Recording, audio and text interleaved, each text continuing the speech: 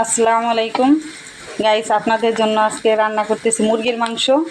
আপনাদের দাওয়াত রইল, সবাইকে খাওয়াবো। এবং এই মাংস রান্নাটা একটু অন্যরকম, ব্যতিক্রম। লাল লাল হয়ে গেল আমার পেঁয়াজ। এখন পানি দিয়ে দেব।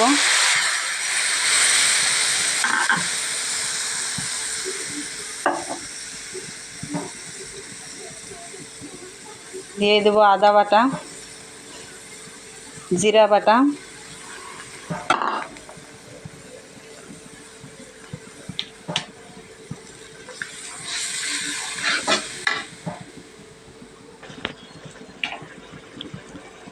পরিমাণ মতো হলুদের গুঁড়া দিয়ে দিলাম, পরিমাণ মতো মরিচের গুঁড়া,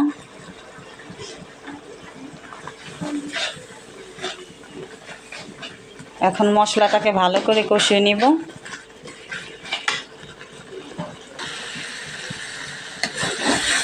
হয়ে গেছে আমার পেঁয়াজ কষানো, এখন মাংস দিয়ে দিব।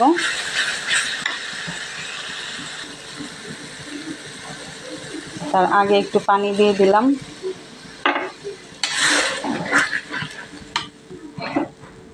এবং আলু সহ মাংসটা দিয়ে দিলাম।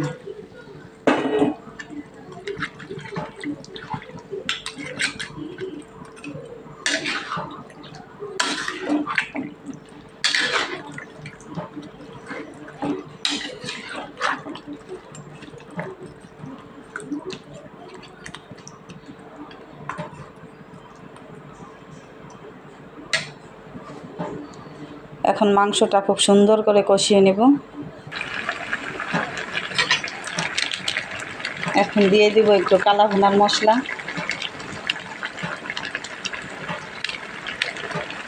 এই কালা ভুনার মশলার জন্য মুরগির মাংসটা আর একটু বেশি টেস্ট হবে।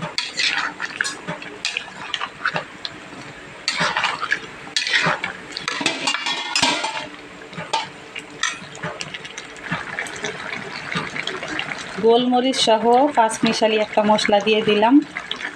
সব ধরনের মাংস যা লাগে সব মশলা এবং গোলমরিচ আছে সঙ্গে।